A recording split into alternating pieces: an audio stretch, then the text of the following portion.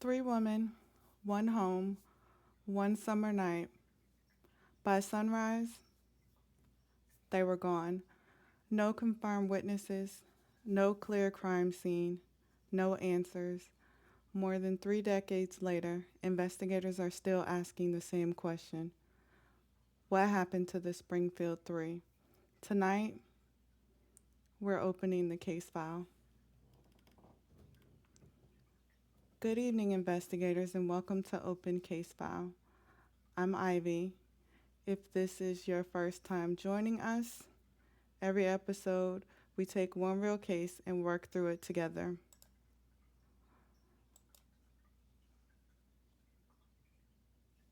We do not chase clickbait.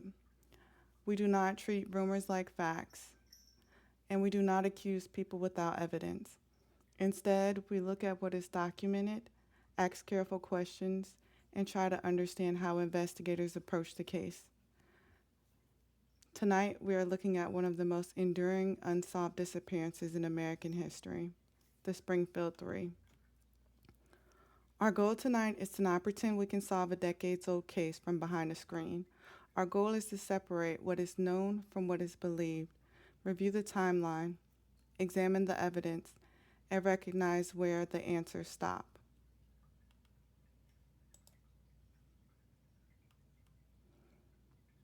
Before we talk about the mystery, we need to talk about the people. Sherrill Levitt was a mother whose home would become the center of this investigation.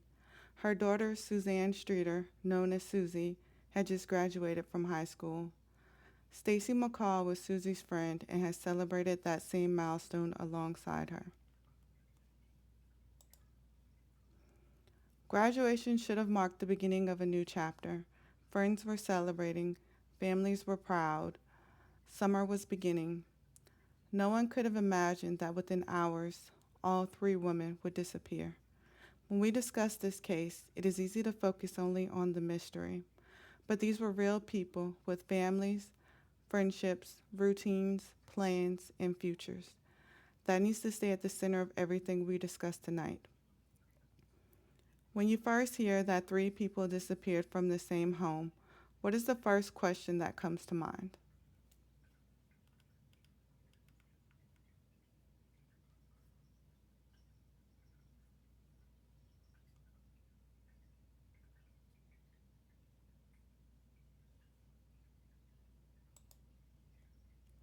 Detectives almost always begin with the same basic question. When were the missing people last known to be safe? On June 6, 1992, Suzie Streeter and Stacy McCall celebrated their high school graduation in Springfield, Missouri. Like many graduates, they spent the evening attending parties and visiting friends. Their original overnight plans changed during the night. Instead of staying somewhere else, they decided to go to Suzie's home on Delmar Street, where Sherrill Levitt was already at home. Suzie and Stacy are generally believed to have arrived at the house at approximately 2:15 in the morning. That arrival is the final point in the public timeline where investigators could place them with reasonable confidence. And that is where the timeline breaks. We know where the women were believed to be at roughly 2:15 a.m. We do not know what happened after that. Let's think like investigators for a moment.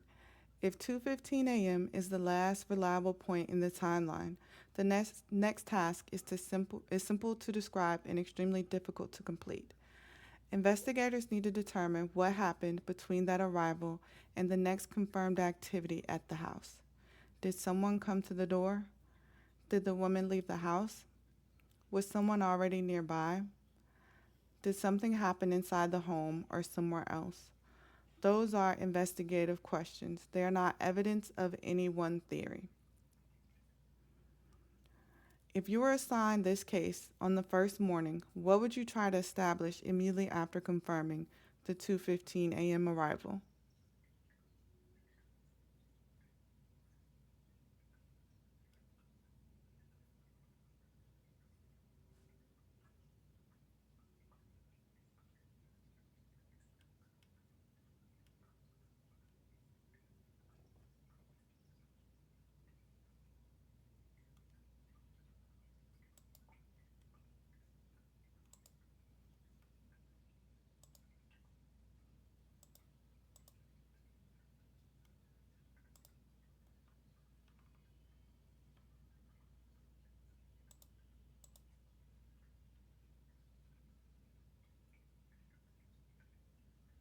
Right. Did they leave again? Who was in the home? Were there any guests? Was anybody else there? All great points.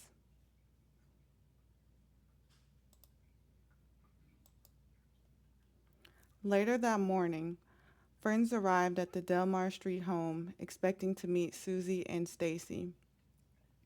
Instead, they found a situation that did not make sense. The house appeared quiet. The vehicles were still there. Personal belongings had been left behind. The family dog was inside, but Sherrill, Suzie, and Stacy were gone. There was no simple explanation waiting inside the house. There was no note clearly explaining that they had left. There was no obvious scene that immediately told visitors exactly what had happened. Everything appeared ordinary except for the one fact that mattered most. Three women were missing.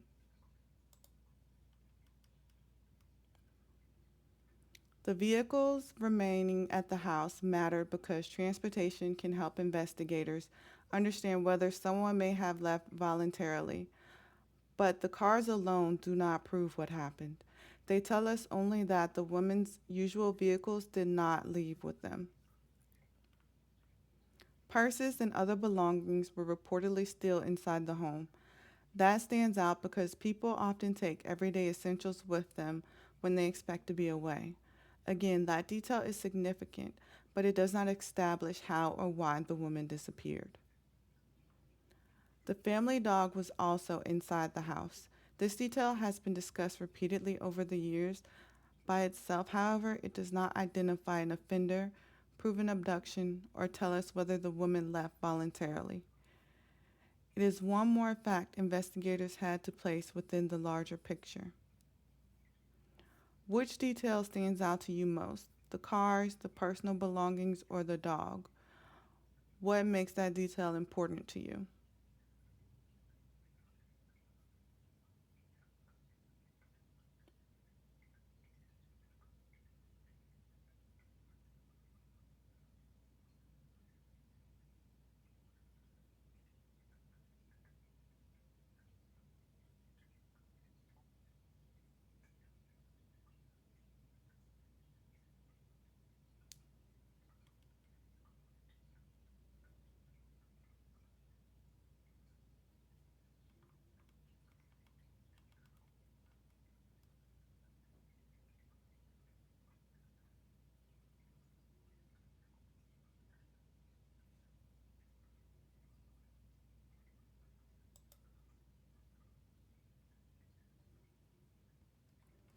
Agreed. It's very crazy how all of their personal belongings were still in the house. Right. People wouldn't normally leave their dog behind. They would definitely at least arrange some form of care for them or put them in a kennel or board them somewhere for sure. So, inside the home, investigators faced another major problem. There were no publicly confirmed signs of a violent struggle that clearly explained the disappearance of three adults. That does not mean nothing happened there. It means the visible scene did not provide an obvious answer. This is part of what makes the case so difficult. If there had been a clearly identifiable crime scene, investigators might have had a location to process, physical evidence to test, and a more definite sequence of events to reconstruct. Instead, they were left an ordinary looking home and three missing women. The absence of an obvious struggle is not proof that the women left willingly. It is also not proof that they were forced from the house. It is simply a limitation in the publicly known evidence. One detail that has received enormous attention is the broken globe from the porch light. The globe was reportedly found broken near the entrance. That is the detail we can discuss. What we cannot confirm from that fact alone is when it broke, how it broke, or whether it was directly connected to the disappearance. Over the years, people have suggested that it proves a struggle occurred at the door, but that interpretation goes beyond the documented fact. Could the broken globe have been connected? Yes, it is possible. Has that connection been publicly established? No. This is exactly why separating evidence from interpretation matters. The evidence is that the globe was broken. The interpretation is what someone believed caused it.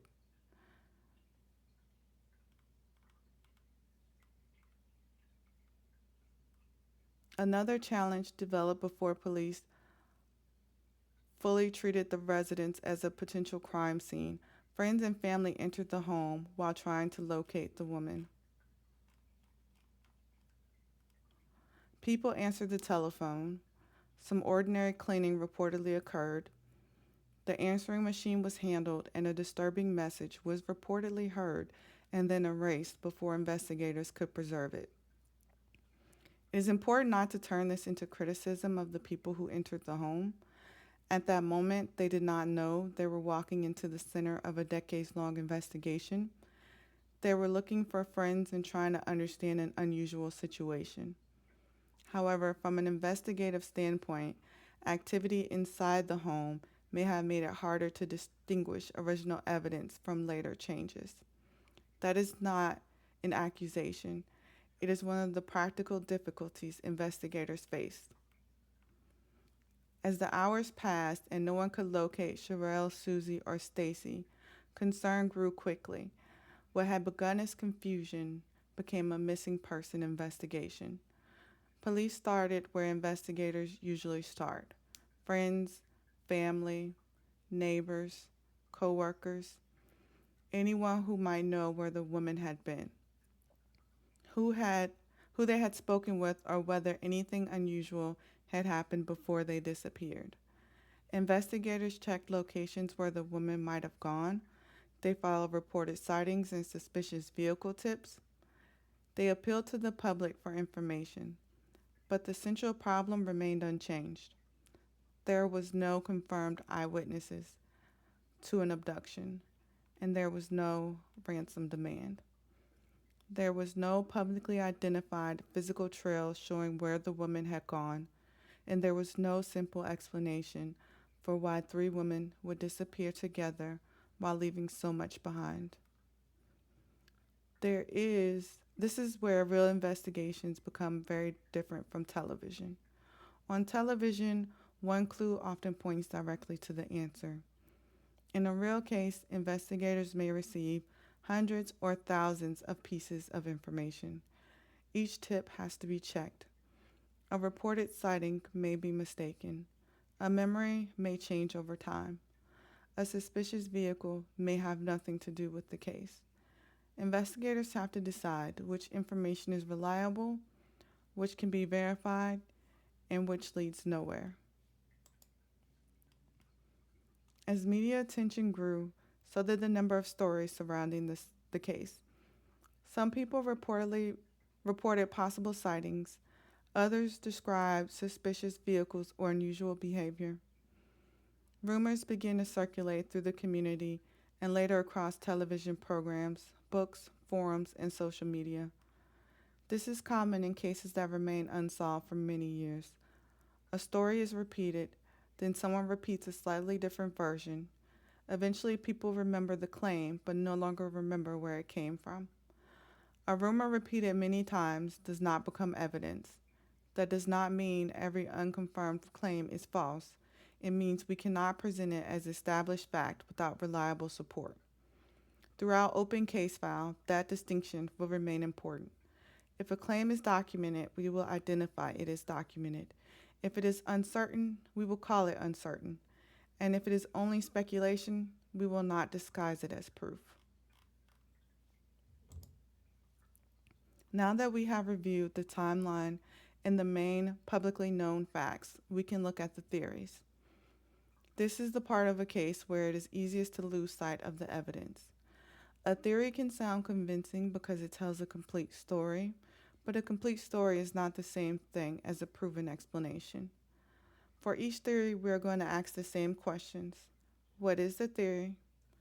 What known facts appear to support it?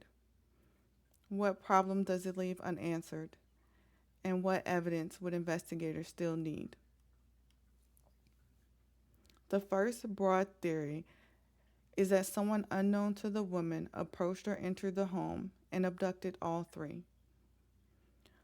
One version suggests someone may have followed Suzie and Stacy home.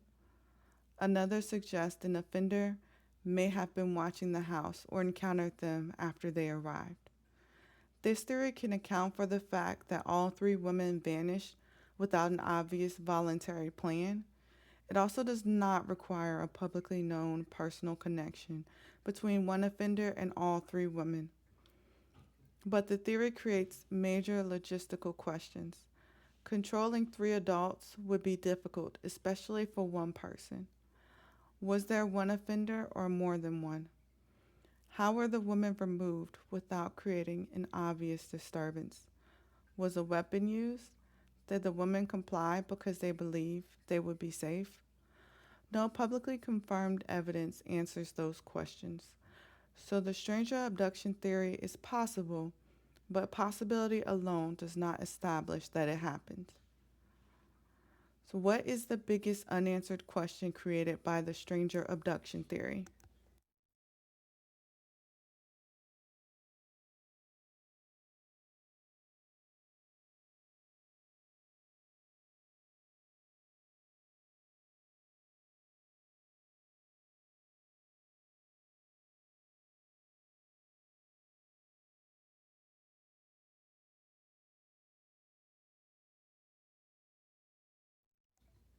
I think that if it was a stranger abduction happened, there would probably be a lot more of a struggle at the house than what we currently have proof of.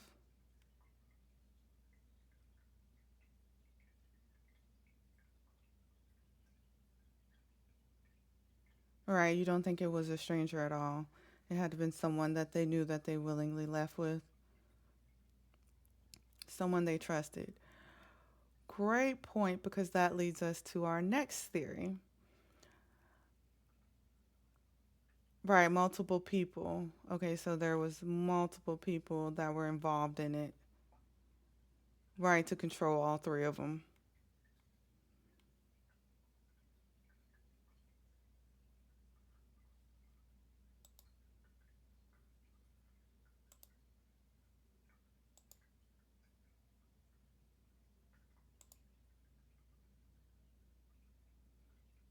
That's a good point, too. That's a really good point. So, another broad theory is that the women knew the person responsible. This possibility is often considered because a familiar person may be able to approach a home without immediately causing alarm. Someone familiar with one or more of the women might also know their routines, relationships, or plans. Investigators routinely examine the people closest to missing individuals. That is not because every friend, relative, or acquaintance is considered guilty. It is because those people are most likely to have useful information, and because investigators must verify timelines and eliminate possibilities. Over the years, several individuals have been publicly discussed in connection with this case. Some were interviewed, some were investigated in relation to other crimes, some became the subject of extensive public speculation, but public discussion is not proof. No one has been convicted of causing the disappearance of Sherrill, Suzie, and Stacy, and without publicly confirmed evidence linking a specific known person to the disappearance, this theory remains unresolved.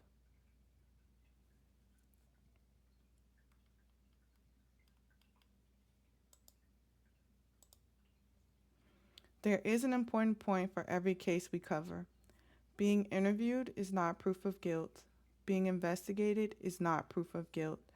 Being named in a documentary, article, book, or online discussion is not proof of guilt. Detectives often investigate many people in order to confirm or eliminate possibilities. A responsible discussion must distinguish between a person who drew investigative attention and a person against whom evidence has been established.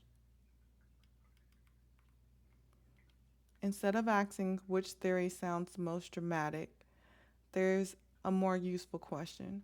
What evidence would actually move this case forward? A credible eyewitness who can be independently verified could change the timeline. Physical evidence preserved from the scene could potentially be re examined with newer technology. A confession would need to include accurate details that were not simply learned from media coverage. A newly discovered location, object, record, or piece of forensic evidence could create an entirely new direction. Investigators do not need another rumor. They need information that can be tested and corroborated. That is the difference between a tip that sounds interesting and evidence that can support a case. If you could uncover one reliable piece of evidence in this case, what would you choose and why?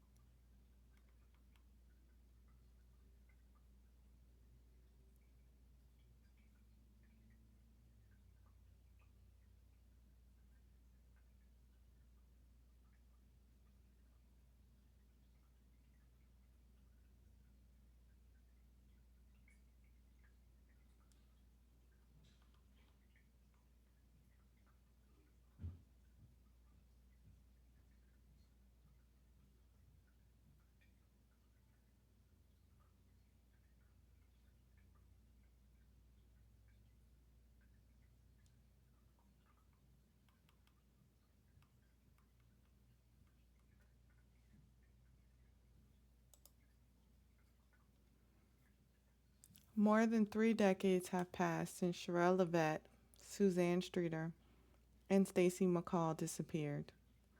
During that time, investigators have followed tips, revisited information, and worked through changes in personnel and technology.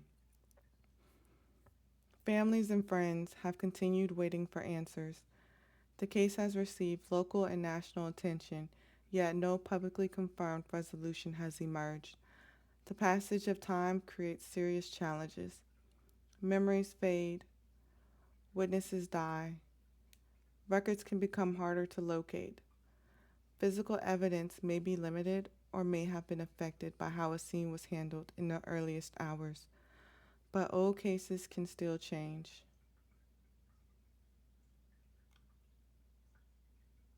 New technology can reveal information that was unavailable decades earlier.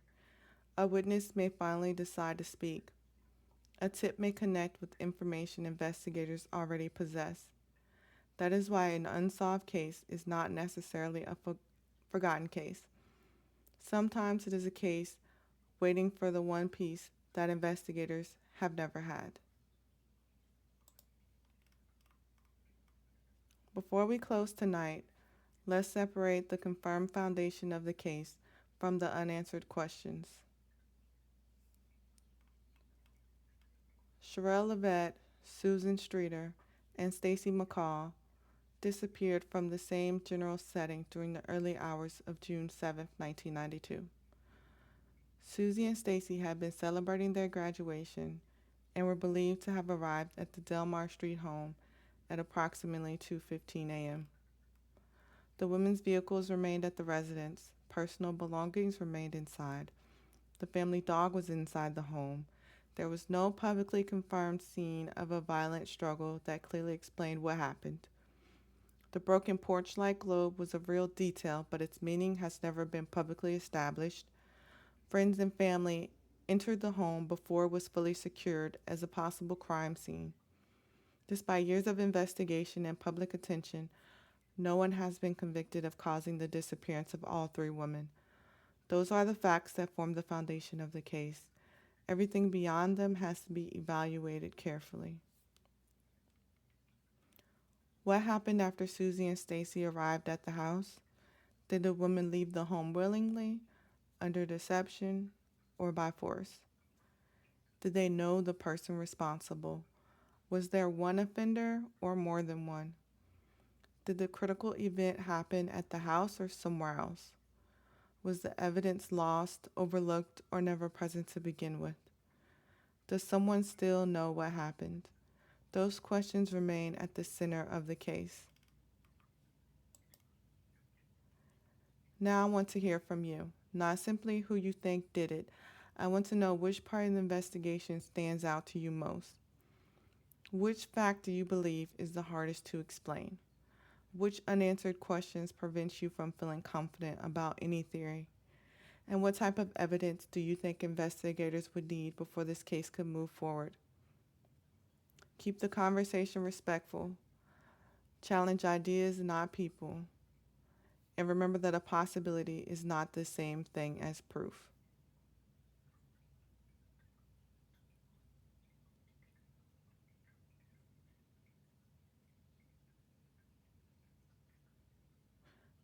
Yeah, that's a good point of knowing who was actually with them before they disappeared, besides the three that went missing. Them retesting the physical proof and hopefully finding new things. Yeah, I guess the problem is that there's not a lot of physical proof, and from the information that we do have, it seems that the crime scene may have been compromised by the relatives that went into the house.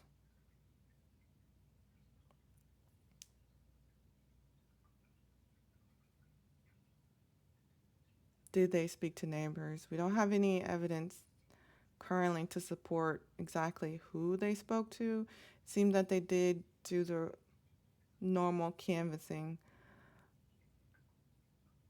but from the information that we have, it doesn't seem like much came from it. It wasn't very fruitful.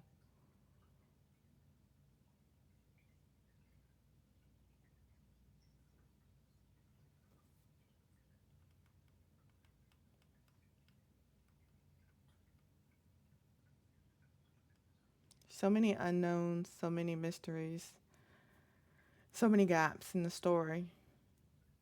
Just literally anything could have happened after 2:15 a.m.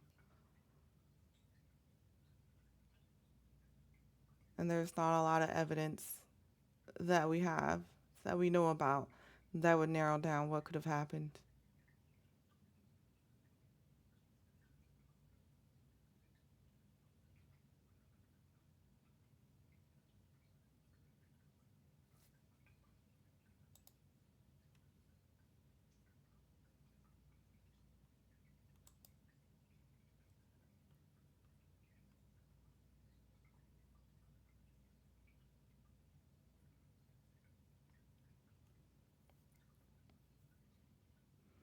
Yeah, someone could have been watching them. I just think, yeah, it's really ironic that it would have been on the graduation day of when they would have went home. It seemed like if somebody would have been watching them, they would have did it when they were out and about, not after they got home. And then, right, that's another idea too. One of them,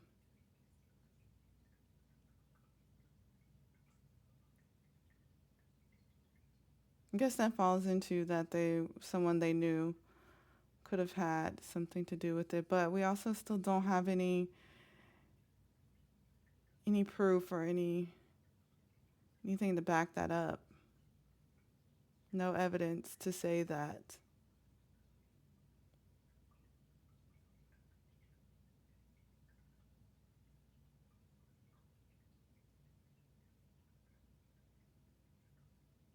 Because as far as we know, no one has resurfaced.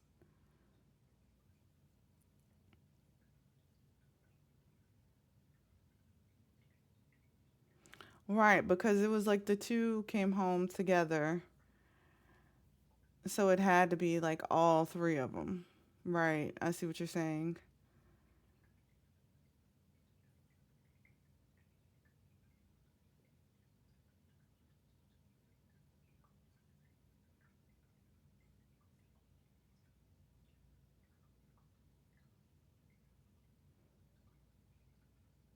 Right.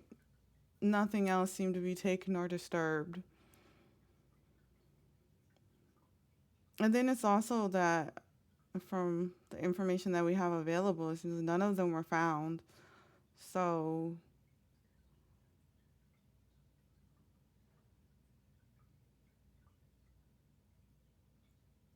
yeah, there's really no clues here on this one to say what their motive could have been, who it would have been, why they would have did it.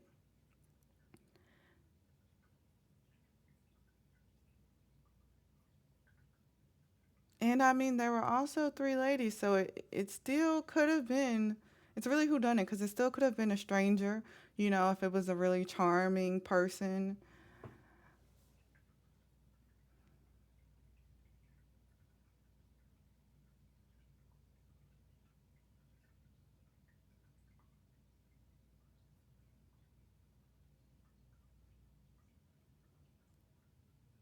Yeah, maybe.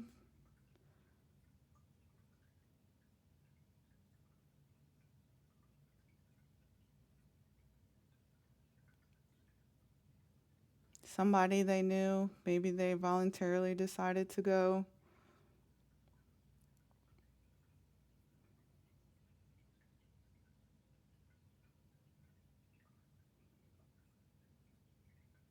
All right, but I feel like if they just wanted to leave and get away, then they could have left a letter or something. If that was kind of,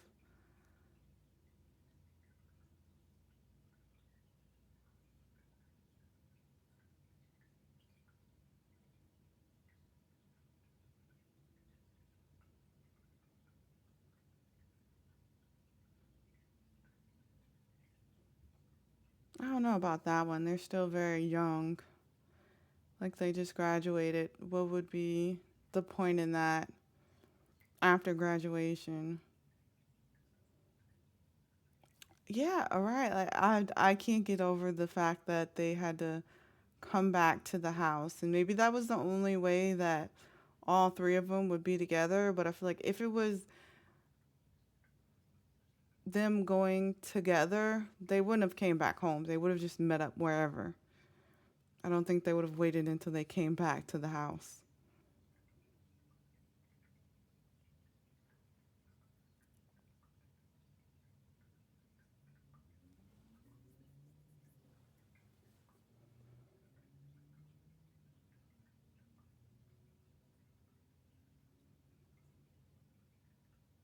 There's just so many possibilities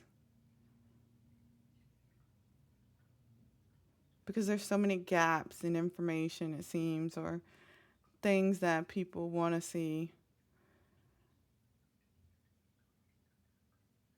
to point them in the right direction. And sometimes it's just not that simple.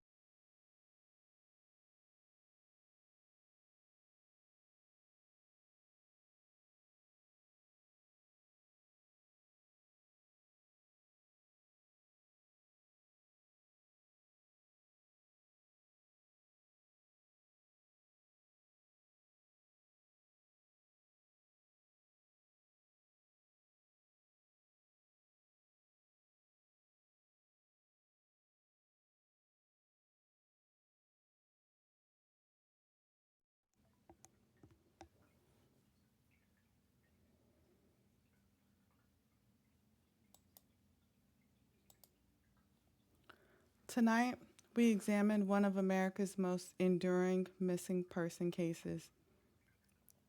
We followed the known timeline. We reviewed the evidence that has been discussed publicly. We separated documented facts from interpretation, and we looked at the major theories without pretending that any of them has been proven. Tonight, we did not solve the case. That was never the goal. What we did was approach it carefully, respectfully, and honestly. Behind every unsolved case are people who were loved and people who are still waiting. Sherrill Levitt, Suzie Streeter, Stacy McCall, three women whose families and friends deserve answers. Thank you for investigating with me tonight. I'm Ivy. This has been Open Case File. Until next time, investigators, stay curious. The file remains open.